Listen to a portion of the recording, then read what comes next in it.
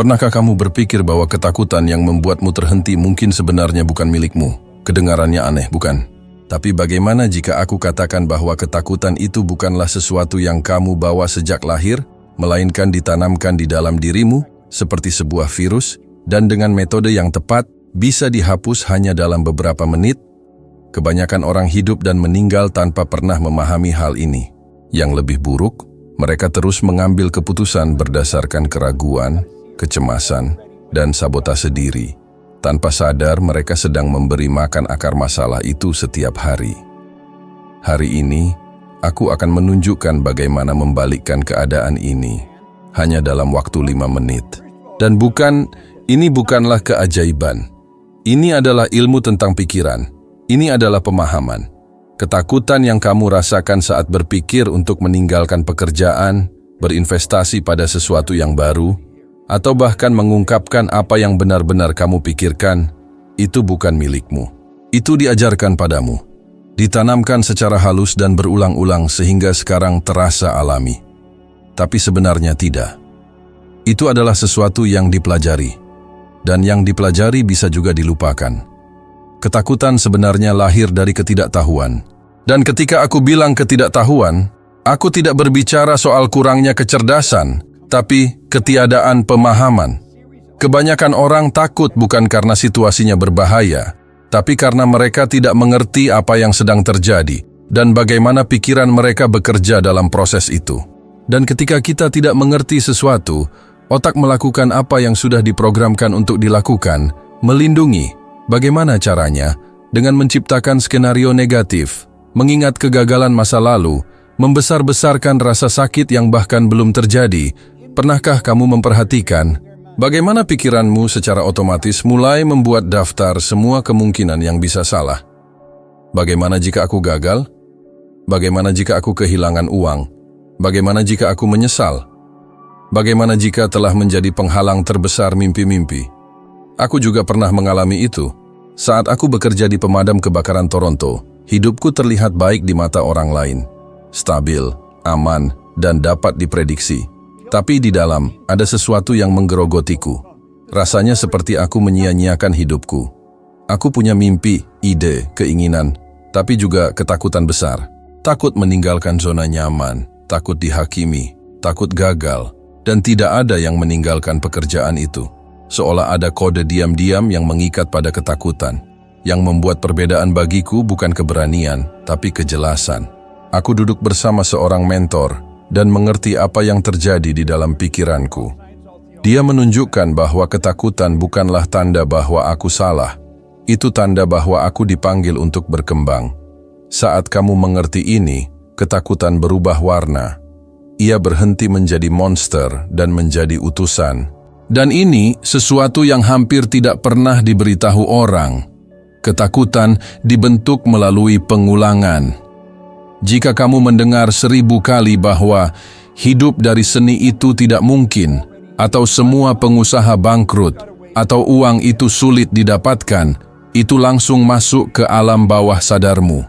Dan alam bawah sadar berbeda dengan pikiran sadar, tidak menghakimi, tidak menyaring, tidak berdiskusi.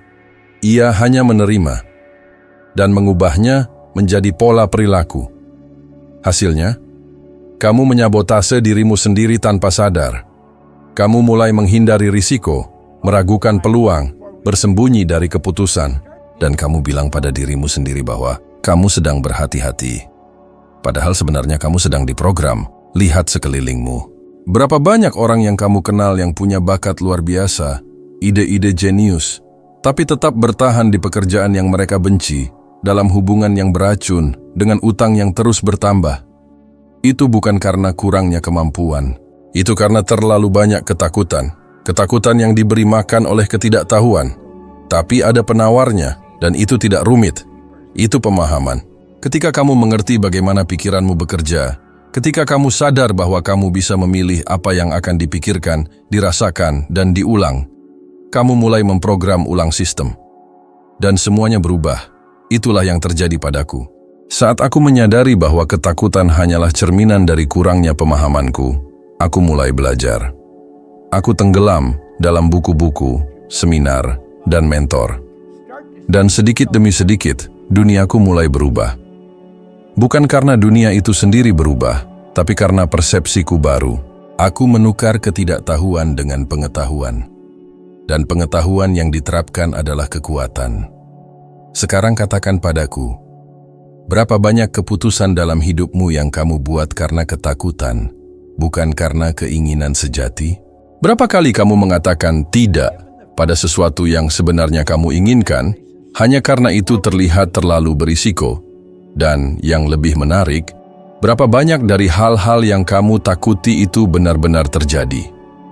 Sebagian besar ketakutan yang mengikat kita tidak pernah menjadi kenyataan. Mereka hanya hidup dalam imajinasi kita, mengisi ruang, menguras energi, dan membuat kita tetap kecil. Dan itu sangat tragis. Karena sementara kamu takut pada apa yang mungkin terjadi, hidup terus berjalan. Waktu tidak berhenti menunggu kamu merasa siap. Itulah mengapa langkah pertama untuk menghilangkan ketakutan adalah melihatnya apa adanya, sebagai akibat dari ketidaktahuan. Ketika kamu memahami hal ini, ketika kamu mulai belajar, mengamati pikiranmu, memilih apa yang ingin kamu terima dalam pikiranmu, ketakutan menjadi melemah, karena ketakutan tidak tahan terhadap cahaya kesadaran. Dan disitulah semuanya mulai berubah. Bukan dalam momen kemuliaan besar, tapi dalam keputusan diam untuk tidak lagi hidup dikuasai oleh sesuatu yang bisa kamu kendalikan. Pilihan sekarang ada di tanganmu. Ketidaktahuan atau pemahaman, ketakutan atau kejernihan, stagnasi atau gerakan. Kamu tidak perlu tahu semuanya, kamu hanya perlu mau mengerti. Sisanya adalah konsekuensi. Pernahkah kamu terbangun di tengah malam dengan dada sesak tanpa tahu persis alasannya? Pernah merasa cemas tanpa alasan jelas, seolah-olah sesuatu akan salah, padahal semuanya tampak terkendali? Itu bukan kebetulan. Ada proses internal, tak terlihat tapi sangat kuat, yang dimulai secara halus dan sunyi, dan jika tidak dipahami, dapat menguasai seluruh hidupmu. Semuanya dimulai dengan sebuah pikiran. Satu pikiran negatif yang kamu izinkan masuk ke pikiran sadarmu. Sesuatu seperti, bagaimana jika tidak berhasil? Atau, bagaimana jika aku gagal lagi? Kebanyakan orang tidak mengerti bahwa pikiran ini tidaklah tanpa bahaya. Sebaliknya, itu adalah awal dari rantai reaksi emosional yang jika diberi makan, menciptakan perangkap mental yang sesungguhnya. Perhatikan, pikiran sadar adalah tempat kamu berpikir, memilih, dan memutuskan apa yang akan diterima atau ditolak. Tapi ketika kamu menerima pikiran negatif dan menahannya cukup lama, ia turun ke alam bawah sadar. Tempat semua yang mengarahkan perilakumu tersimpan. Dan inilah titik kunci. Alam bawah sadar tidak mempertanyakan, ia hanya menerima. Ia tidak berkata apakah sesuatu itu baik atau buruk, benar atau salah. Ia merekam, dan merekam berdasarkan apa yang kamu rasakan. Itulah sebabnya emosi yang terkait dengan pikiran sangat penting. Ketika kamu merasa takut, cemas, ragu, kamu secara harfiah memprogram alam bawah sadarmu dengan emosi tersebut. Dan alam bawah sadar, pada gilirannya, mengekspresikan itu dalam tubuhmu sebagai kecemasan. Kecemasan tidak muncul begitu saja.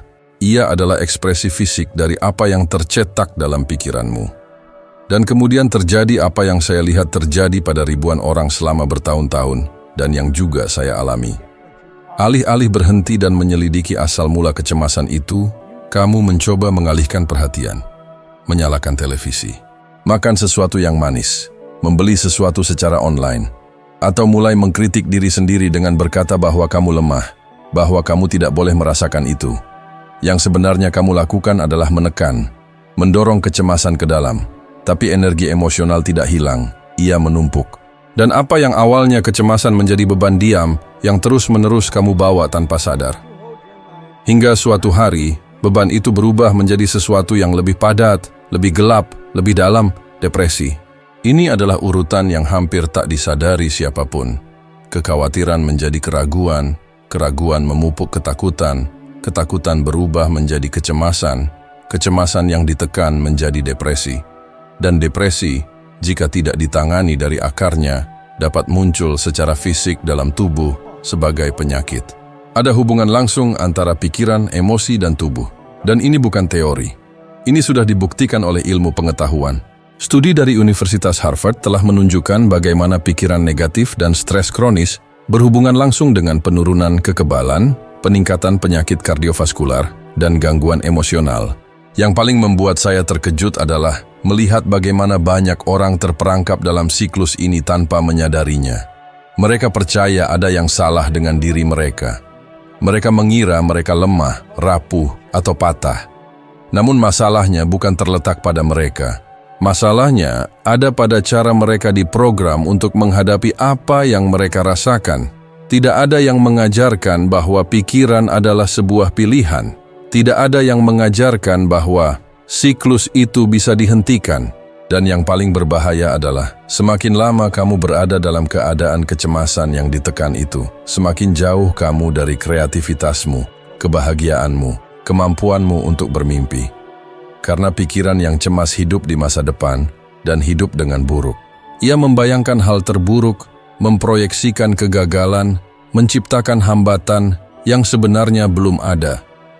Dan ketika kamu hidup seperti itu, tidak penting seberapa banyak motivasi yang kamu terima atau berapa banyak peluang yang muncul, kamu tidak bisa bertindak. Kamu terjebak dalam medan energi negatif yang kamu ciptakan sendiri, tanpa sadar. Aku ingat sekali saat aku berada tepat di tempat itu. Aku sudah menghasilkan penghasilan yang baik, sekitar 30 juta rupiah per bulan, dan memiliki perusahaan sendiri, tapi aku mulai merasa lelah terus-menerus. Mudah tersinggung, cemas, seolah-olah sesuatu akan runtuh kapan saja.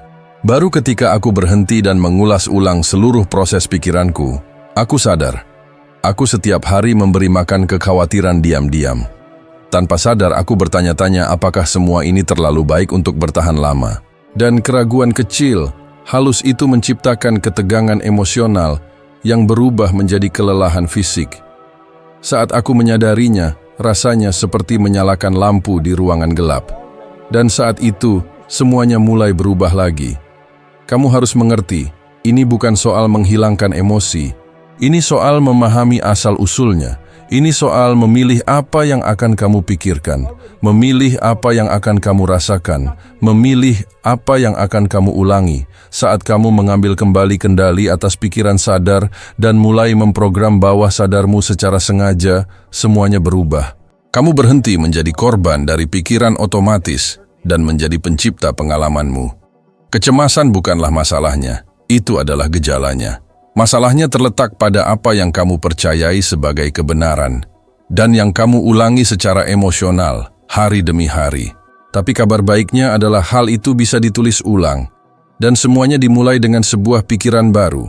Pikiran yang benar, didukung oleh perasaan dan diberi makan oleh tindakan. Dan ketika itu terjadi, siklus itu pecah, pikiran menjadi tenang, tubuh menjadi selaras, dan kamu mulai hidup kembali.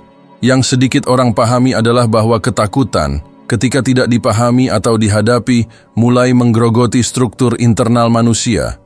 Ia masuk sebagai sebuah pikiran, lalu berubah menjadi kecemasan, lalu menjadi keheningan, dan akhirnya menjadi penyakit. Ini bukan metafora. Ini adalah kenyataan yang telah kulihat berulang kali dalam perjalanan hidupku, dan juga kualami secara pribadi. Ketika seseorang mulai merasa cemas, biasanya yang dilakukannya adalah mencoba menyembunyikannya dari orang lain. Ia memasang senyum, berpura-pura semuanya baik-baik saja, tapi di dalamnya hancur berkeping-keping. Dan bukannya memahami apa yang terjadi, ia beralih ke pengalihan perhatian. Berusaha mengurangi ketidaknyamanan dengan makanan, belanja, media sosial, televisi, bahkan obat-obatan. Tapi itu seperti menyapu debu ke bawah karpet. Kamu tidak menghilangkannya, kamu hanya mengabaikannya. Dan semua yang diabaikan tidak hilang. Ia berubah. Apa yang tadinya hanya kecemasan mulai menambah beban emosional, memadat di dalam dirimu, dan berubah menjadi depresi. Dan yang paling mengejutkanku adalah kebanyakan orang bahkan tidak menyadari kapan hal itu terjadi. Mereka bangun suatu hari dan merasa tanpa energi, tanpa motivasi, tanpa semangat. Semua terasa berat. Apa yang dulu memberi kesenangan kini tak lagi berarti. dunia terlihat abu-abu. Dan mereka berkata, "Aku tidak tahu apa yang terjadi padaku, tapi aku tahu itu adalah siklus ketakutan yang tidak dipahami, yang berjalan sampai berubah menjadi keadaan kelumpuhan emosional dan fisik. Dan jika itu tidak dihentikan, tubuh mulai berteriak secara harfiah. Sakit punggung, migrain yang terus-menerus, insomnia, masalah pencernaan, imunitas rendah. Tubuh mengekspresikan secara fisik apa yang disembunyikan oleh pikiran dan hati. Medis sudah mengetahuinya. Organisasi Kesehatan Dunia telah menyatakan bahwa lebih dari 70% penyakit saat ini bersumber dari psikosomatik, yaitu disebabkan atau diperburuk oleh keadaan emosional yang belum terselesaikan. Aku ingat sebuah kasus yang kuamati dari dekat, seorang pemuda yang bekerja penuh waktu. Dia menafkahi keluarganya dan selalu hidup dalam ketakutan bahwa dia tidak akan mampu menjalani semuanya. Awalnya, gejalanya ringan, susah tidur, hilang nafsu makan, kelelahan. Kemudian muncul serangan kecemasan. Akhirnya, dia didiagnosis mengalami depresi berat. Dia berkata kepadaku, "Bob, aku sudah tidak bisa bangun dari tempat tidur. Namun akar masalahnya bukan fisik.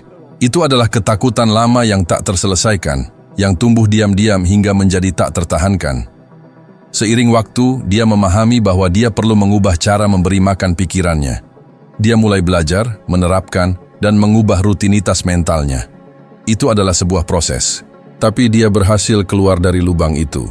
Sekarang dia hidup dengan tujuan, sehat, dan dengan sinar di matanya. Itu masih membuatku terharu sampai sekarang. Seringkali orang percaya bahwa kesuksesan adalah hasil dari tindakan. Ya, tindakan memang penting, tapi tindakan sejati hanya lahir dari pikiran yang sehat. Dan pikiran yang sehat hanya ada ketika ada pemahaman. Tanpa itu, seseorang mungkin bertindak, tapi tindakannya akan disabotase dari dalam. Dan itulah alasan mengapa orang-orang yang sangat berbakat, bergelar, memiliki jaringan, dan ide bagus, tetap hidup dalam penderitaan. Mereka tidak sakit karena kurang kompeten, tapi karena ketakutan berlebihan yang tidak dipahami. Aku pernah mengalami hal itu sebelum segalanya mulai berjalan baik dalam hidupku. Aku pernah menghasilkan sekitar 4.000 euro per tahun. Aku merasa tidak mampu, tidak berharga, malu akan masa laluku, dan tidak yakin akan masa depanku. Tapi semuanya mulai berubah ketika aku memahami dengan jelas bahwa hasil-hasilku bukan mencerminkan kemampuanku, melainkan pemrograman yang menguasai bawah sadarku. Disitulah transformasi itu dimulai. Ketika aku mengerti bagaimana rantai itu bekerja, aku bisa memutuskannya dan memprogram ulang semuanya. Kamu harus mengerti, depresi bukanlah kelemahan. Itu adalah tanda.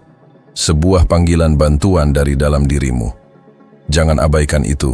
Jangan anggap itu sebagai masalah yang terpisah dari siapa kamu. Kamu tidak rusak. Kamu hanya terjebak dalam sistem mental yang bisa dikonfigurasi ulang. Dan kuncinya ada pada pemahaman. Saat kamu mulai mengamati pikiranmu, memutus siklus keraguan dan kekhawatiran, menciptakan kebiasaan mental dan emosional baru, ketakutan kehilangan kekuatannya. Tubuh merespon, pikiran menjadi jernih, hidup kembali. Sebuah pikiran yang terlontar bisa berakhir menjadi penyakit, tapi sebaliknya juga benar. Sebuah pikiran baru yang dipelihara dengan kesadaran bisa memulai proses penyembuhan yang mengubah keberadaanmu. Dan semua itu dimulai dengan keputusan untuk berhenti menekan apa yang kamu rasakan dan mulai memahami apa yang hidup di dalam dirimu. Apa yang kamu putuskan lakukan hari ini bisa mengubah sepenuhnya siapa kamu besok. Banyak orang tidak menyadari bahwa pikiran bekerja seperti sebuah bengkel. Dan kamu adalah pengrajin. Bahan mentah selalu tersedia, yaitu pikiran, ide, gambar yang kamu pilih untuk difokuskan. Sayangnya, kebanyakan orang tidak memilih. Mereka hanya menerima. Dan disinilah masalahnya mulai. Ketakutan menetap karena pikiran negatif dibangun, diberi makan, lalu diserahkan ke bawah sadar dengan beban emosional yang cukup untuk menjadi pola perilaku. Tapi ini bisa dibalik dalam 5 menit. Secara harfiah, karena yang dipertaruhkan di sini bukan waktu kronologis, melainkan tingkat kesadaran. Kamu bisa terjebak dalam ketakutan selama 20 tahun dan hanya butuh 5 menit kejernihan sejati untuk sepenuhnya mengubah arah hidupmu. Itulah metodenya. Dan itu dimulai dengan kesadaran bahwa kamu memegang kendali. Kamu selalu memilikinya. Tapi mungkin kamu belum pernah belajar bagaimana menggunakan kekuatan itu. Aku tidak belajar ini dari buku teknis atau sekolah, karena aku bahkan tidak menyelesaikan sekolah. Aku belajar dengan menjalani hidup. Mempelajari pikiran, mengamati pola-pola pribadiku, dan setiap hari mengubah pikiran-pikiran yang membatasi menjadi gambar-gambar yang memperkuatku. Jadi ini langkah pertama. Sederhana, tapi penting. Kamu harus mengidentifikasi pikiran negatif. Jangan lari darinya. Jangan menyembunyikannya. Cukup sadari. Tanyakan pada dirimu sendiri. Apa yang sedang aku pikirkan sekarang?